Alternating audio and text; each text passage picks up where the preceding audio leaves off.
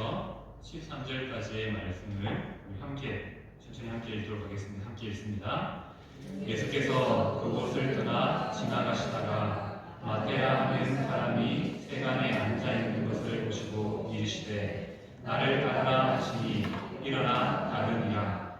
예수께서 마태의 집에서 앉아 음식을 잡수실 때에 많은 세리와 죄인들이 와서 예수와 그의 제자들과 함께 앉았더니 바리새인들이 보고 그의 제자들에게 이르되 어찌하여 너희 선생은 세리와 죄인들과 함께 잡수시느냐. 예수께서 들으시고 이르시되 건강한 자에게는 의사가 쓸데없고 병든 자에게라 쓸데있느니라. 너희는 가서 내가 긍휼을 원하고 제사를 원하지 아니한다 하신 뜻이 무엇인지 배우라. 나는 의인을 부르러 온 것이 아니요 죄인을 부르러 왔노라 하시니라. 계속해서 저희는 마태복음의 말씀을 살펴보겠습니다. 특별히 8장 9장에 구조가 있다고 말씀드렸습니다. 세 가지의 이적이 나타나고 중간에 제자도의 말씀, 다시 세 가지의 이적이 나타나고 중간에 제자도에 대한 말씀, 그리고 또 세 가지 이적의 말씀이 등장합니다. 중간중간에 이렇게 제자도에 대한 말씀이 있다는 것은 이 기적들의 이야기의 핵심이 무엇입니까? 바로 제자들에게 주시는 교훈이고 또 예수님이 중심이 되신다는 사실을 계속해서 말씀하고 있습니다. 오늘은 특별히 예수님의 제자였던 마태를 부르시는 그 말씀을 통하여서 오늘 우리에게 하시는 하나님의 말씀이 무엇인지 한번 살펴보기를 바랍니다. 자, 먼저 참된 제자도는 어디서 시작되느냐? 바로 죄사함의 은혜의 자리에서 시작된다라는 이 말씀을 전해놓고 오늘 주어진 본문을 살펴보겠습니다. 죄 용서를 받은 성도들은 어떻게 살아야 될지를 깨닫게 됩니다. 오늘 말씀을 보면 우리 9절 말씀을 보면 이렇게 시작되죠. 예수님께서 그곳을 지나시다가 누구의 집이요? 마태라고 하는 사람의 세리 앞으로 지나가게 됩니다. 그리고 세리에게 다가가서 뭐라고 말씀하십니까? 나를 따르라 하니 즉각적인 순종이 등장하게 됩니다. 먼저 우리가 마태라는 인물을 한번 살펴보기 바랍니다. 우리가 마태복음에는 마태라고 기록되어 있지만 마가복음에는 다른 이름으로 기록되어 있습니다. 혹시 아십니까? 마태의 다른 이름? 레위라는 이름이 있죠. 자, 예수님의 제자들도 여러 가지 이름이 있죠. 한 가지 이름만 우리가 보통 잘 알고 있는데 또 다른 이름을 가진 경우가 흔합니다. 왜 그러냐면 이것은 당시의 문화적인 배경을 좀 이해해야 됩니다. 지금 이스라엘이라는 나라의 배경이 로마의 지배 아래서 헬라 문화가 있고요. 그리고 과거에 살아왔던 히브리 문화가 있습니다. 그리고 주변 나라인 페르시아 쪽, 우리 바벨론이라고 말하는 그 지역 측에 아람 문화가 있습니다. 그래서 당시 이스라엘에는 어떻게 보면 세 가지의 언어가 사용되죠. 헬라어, 히브리어, 아람. 그 세 가지의 언어가 사용된다는 것은 무슨 의미가 있냐면 세 가지의 문화가 복합적으로 나타나는 곳이 바로 이스라엘이라는 것을 알 수 있습니다. 그래서 이 어느 관점으로 보느냐에 따라서 사람의 이름도 여러 가지로, 보통 두 가지 아니면 세 가지로 등장하게 됩니다. 우리가 잘 아는 베드로는 또 다른 이름이 있죠. 그죠? 케바라는 이름이 있지 않습니까? 그것처럼 마태라는 사람의 이름이 레이라는 이름이 있는 것은 당시 문화적인 상황이 그랬기에 대부분의 사람들이 두세 가지의 이름을 가졌습니다. 쉽게 설명하면 이것을 우리가 일제 지배 아래 있을 때 창씨 개명을 통하여서 일본 이름을 가졌지만 여전히 집에서는 우리 한국 문화의 이름을 가지고 있었던 것처럼 두 가지의 이름으로, 세 가지의 이름으로 불리는 경우가 있었다는 겁니다. 그래서 마태도 그러한 문화에 있었기 때문에 때로는 마태, 때로는 레위. 이전에 말씀드렸던 것 같은데 바울도 마찬가지죠. 우리는 사울이 변해서 바울이 있다고 생각하기 쉽지만 아니, 이건 배경입니다. 사울이라는 이름은 히브리 문화에서 보면 사울이라는 이름이 맞고요. 이걸도 헬라 문화에서 보면 바울이라는 이름이 맞습니다. 이렇게 세 가지의 이름을 가진 것이 당시 문화였다는 것이고요. 그러한 문화 가운데 예수님께서는 누구를 찾아가십니까? 마태를 찾아가셔서 대뜸 말씀하십니다. 나를 따르라.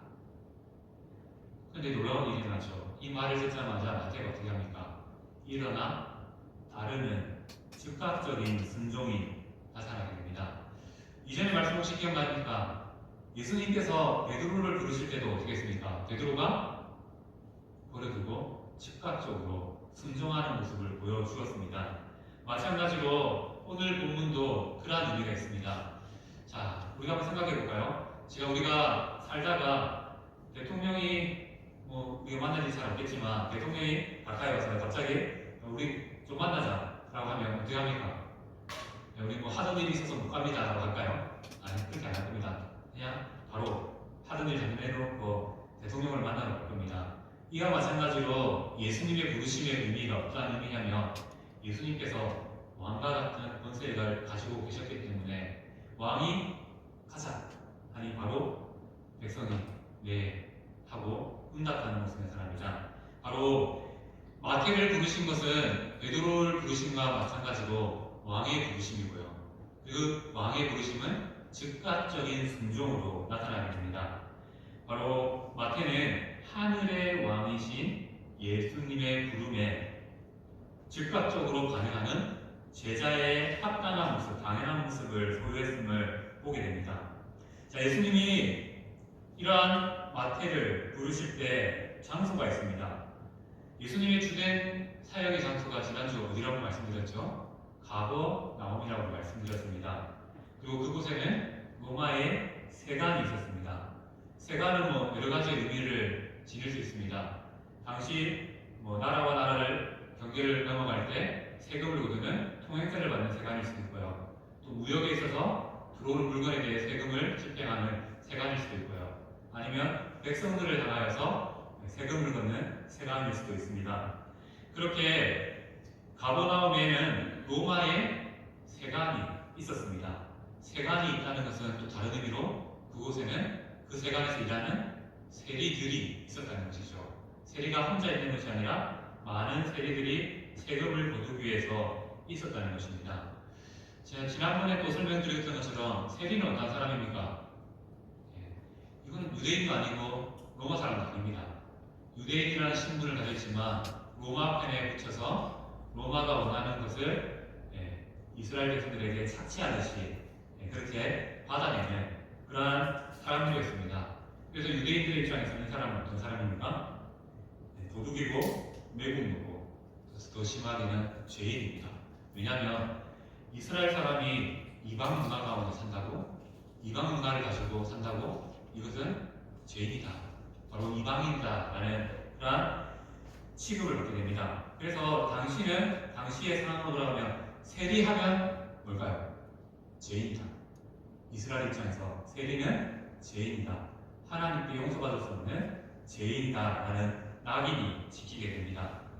그도 그럴 것이 왜 그러냐면 세리들은 두 가지의 돈을 같이 지급합니다. 유대에 사용하는 유대의 화폐와 로마에서 사용하는 로마의 화폐를 동시에 취급합니다. 그런데 유대인의 입장에서 보면요, 이방인의 것을 취한다고? 그러면 너는 이방인과 같은 죄인이다. 우리 착취도 나쁜 일이지만 그냥 그 자체가 이방 문화와 함께 살아가는 그 자체가 이방인으로 취급받는 죄인으로 낙인받는 그러한 일들이 되었습니다. 그렇게 세리들은 유대 문화에서는 죄인 취급받아서 인간적인 행사를 하기 참 어려운 자리에 있는 사람들이 세리였습니다. 어떤 경우도 있었냐면요, 이스라엘의 법정이 열렸는데, 재판이 열렸는데 증인으로 세리를 세울 수 있을까요? 없을까요? 못 세웁니다. 세리는 죄인이기 때문에 그가 아무리 바른 것을 보고 들었다 해도 그 사람의 말은 신빙성이 없다. 그 사람은 죄인이 거짓말할 거다라고 해서 아예 재판에서부터 말할 수 없는 그러한 위치에 있었다는 것이죠. 이 말은 무엇입니까? 바로 세리는 이스라엘 유대 문화에서 철저하게 배제된 인물, 버림받은 인물, 이스라엘과 함께할 수 없는 그러한 인물이었다는 것입니다. 그래서 바리새인들이 세리를 찾아가신 예수님을 봤을 때 어떻게 생각했을까요? 예수님도 세리와 똑같은 죄인이다라고 단정하게 된다는 겁니다. 더구나 오늘 말씀을 보면 예수님이 세리만 찾아가신 게 아니라 어떻게 합니까? 마태를 부르신 이후에 어떻게 하죠? 그 집에 가서 식사를 하십니다. 식사를 하셨다는 것은 무슨 의미가 있다고 말씀드렸죠? 그 사람과 동일하다라는 의미가 있습니다. 바로 세리, 죄인과 예수님이 식사를 했다는 것은 세리와 예수님은 동일하다라는 의미가 있습니다. 그래서 바리새인들은 예수님을 정죄하죠. 예수님께 직접 말하지 못하고 제자들에게 말합니다. 뭐라고 말합니까? 너희 선생은 어찌하여 세리와 죄인들과 식사를 잡수느냐라고 비난합니다. 당시 사람들의 시각으로 볼 때 예수님의 이 식사는 예수님의 삶에 불명예스러운 일이 됩니다. 하지만 예수님은 어떻게 합니까? 부정하다고 여기는 이들을 찾아가셨습니다. 또 그들과 교제하기를 즐겨하셨습니다. 그리고 바리새인들이 제자들에게 한 질문에 대해서 친히 대답하셨죠. 그 대답이 무엇입니까? 바로 이 말씀입니다. 12절 말씀 함께 읽겠습니다. 예수께서 들으시고 이르시되 건강한 자에게는 의사가 쓸데없고 병든 자에게나 쓸데있느니라. 이 말씀은 당시에 흔히 사용되던 우리가 말하는 뭐라고 말할까요? 명언이나 또 속담같이 사용되는 말이었습니다. 그래서 누구나 잘 알고 있는 말이었다는 것이죠. 너무 당연하지 않습니까? 건강한 자에게 의사가 필요 없고 병든 자에게 의사가 필요하다. 당연한 말입니다. 여기서 말하는 건강한 자는 의인을 의미하고요. 여기서 말하는 병든 자는 죄인을 의미합니다. 자신이 죄인임을 깨닫고 하나님의 은혜를 간절히 바라는 자가 바로 의사를 만나게 된다는 것을 의미한다는 것이죠. 자, 그러면 우리가 생각해 봅시다. 당시 유대 지도자였던 바리새인들은 어떻게 생각했습니까? 나는 율법을 잘 지키고 있어. 그래서 나는 건강한 사람이야. 나는 누가 봐도 자랑스러운 신앙인이야 라고 생각했습니다. 그런데 안타까운 것은 이거죠.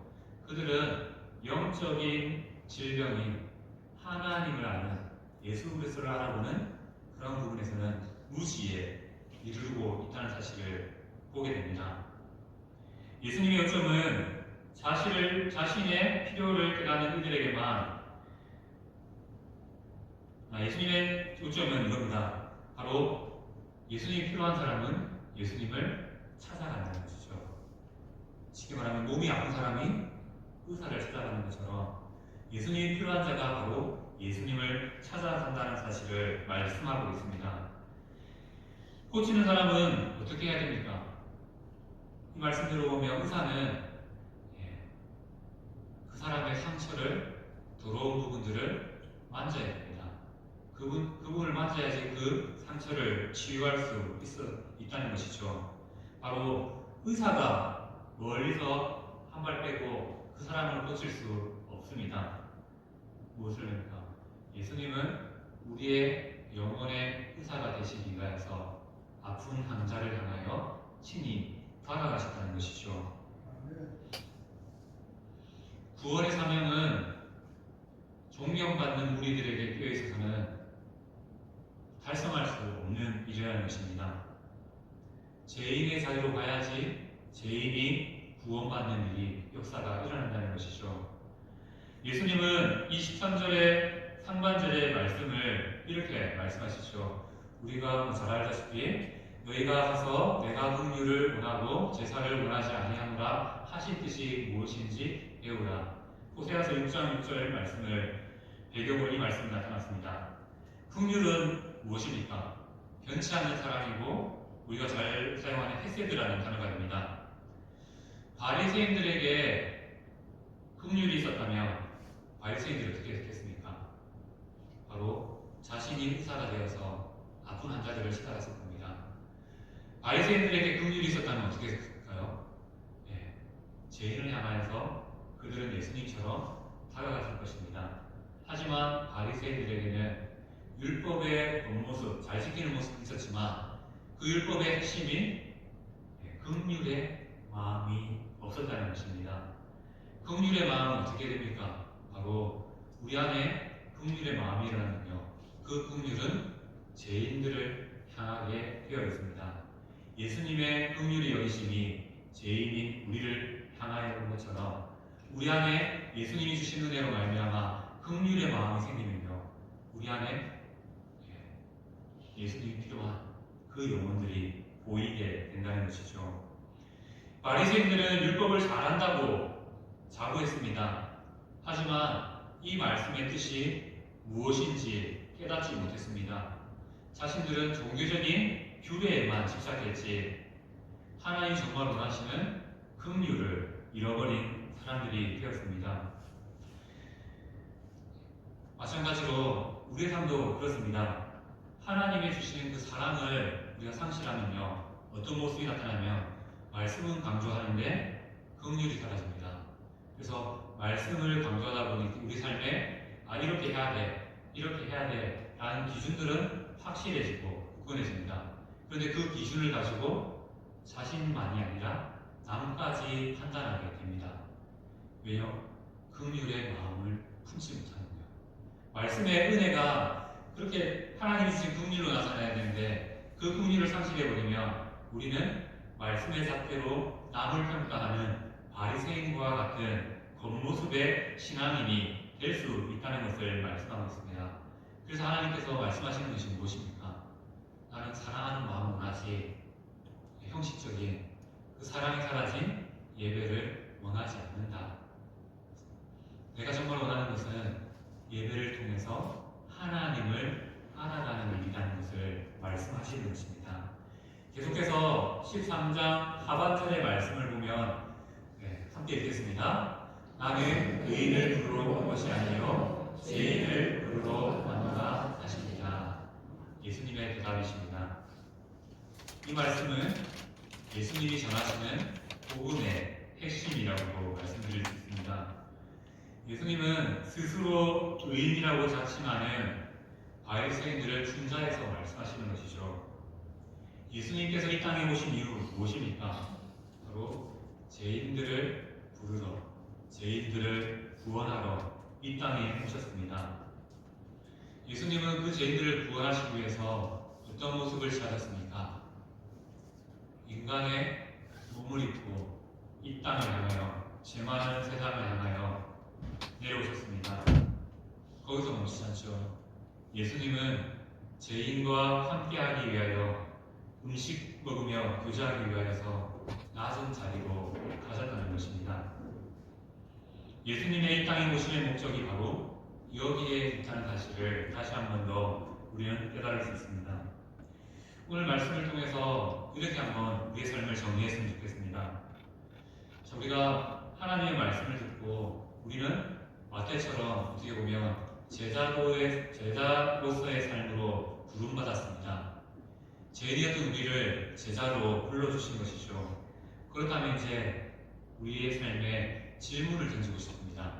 어떤 질문이냐면 성도가 있어야 될 자리는 어디일까요? 바리새인들이 있어야 될 자리는요, 예수님과 세리가 죄인들이 식사하는 잔치자리입니다. 천국의 잔치자리에 있어야 되지만 바리새인들은 그것을 깨닫지 못하고 여전히 교만한 그 자리에 있는 것을 보게 됩니다. 성도가 정말로 있어야 될 자리는 어디겠습니까? 죄인들이 있는 자리인가요? 물론 맞습니다. 하지만 그보다 앞서야 될 것은 우리가 있어야 될 자리는 바로 예수님이 계신 그 자리입니다. 예수님은 성육신을 통해서 죄 많은 이 세상을 향하여 오셨습니다. 그리고 예수님은 죄인의 자리로 가셨습니다. 왜요? 정말 예수님이 필요한 사람들이 그곳에 있었기 때문입니다. 유대인들은 바리새인과 서기관들의 구약의 말씀을 가르침을 듣고 하나님에 대해서 알 수 있습니다. 하지만 세리와 죄인들은 이스라엘 문화에서 완전히 종교적으로, 사회적으로 배척당했습니다. 그들은 하나님을 들을 수 있는 기회도 없고요. 하나님의 말씀을 배울 수 있는 기회도 없었습니다. 예수님이 누굴 찾아가시겠습니까? 도무지 예수님을 만날 수 없는 그들을 향하여 예수님은 죄인의 자리를 향하셨다는 것이죠. 이런 점에서 성도는 어떠한 삶을 살아야 됩니까? 성도는 앉을 자리를 선택하는 믿음이 필요합니다. 바리새인들은 고의적으로 예수님이 베푸신 천국 잔치를 거부했습니다. 예수님이 죄인의 자리에 선 것이 아니라 죄인의 자리에 앉은 자는 바로 예수님이 없는 그 자리에 앉아있는 바리새인이었다는 것이죠. 혹여나 우리의 앉은 자리가 죄의 자리는 아닙니까? 예수님의 마음으로 구원하기 위한 누군가를 구원하기 위해서 우리는 예수님처럼 죄의 자리를 선택하는 믿음도 필요합니다. 하지만 더 중요한 것은 예수님이 있는 그 자리를 선택하는 지혜가 필요합니다. 왜요? 그 자리에 우리가 함께 있을 때 우리가 살아납니다. 그 자리에 우리가 예수님과 함께 할 때 한 영혼이 죽기로 회복되는 놀라운 은혜가 나타난다는 것이죠. 성도는 어디로 가야 될까요? 예수님이 계신 자리로 가야 됩니다. 바로 예수님이 죄인의 자리로 찾아오셔서 우리를 구원하셨기에 우리는 이제 그 제자됨을 따라서 우리 역시 예수님이 계신 그 자리를 향해야 한다는 것이죠. 그 자리는 아마 여러분 눈에 마음에 담겨있는 예수님이 필요한 그 사람의 자리일 것입니다. 그 자리를 향하여서 믿음으로 나아갈 수 있는 성도 되시기를 소망합니다. 특별히 말씀을 마치면서 우리 인생에 앉을 자리를 잘 선택해야 됩니다. 많은 자리가 있어요. 내가 높아질 수 있는 자리도 있고요. 내가 많이 가질 수 있는 자리도 있습니다. 내가 또 인정받을 수 있는 자리도 있습니다. 하지만 하나님께서 정말 원하시는 것은 어디입니까? 예수님이 앉아있는 그 자리에 우리가 함께하기를 원하십니다. 우리가 믿음으로 예수님이 앉은 자리를 바라볼 수 있으면 좋겠고요. 또 그 자리를 향하여서 나아가서 같이 앉아서 그 예수님과 즐거운 천국 잔치를 누리시는 기쁨이 우리 삶에 가득하기를 축복합니다. 아멘.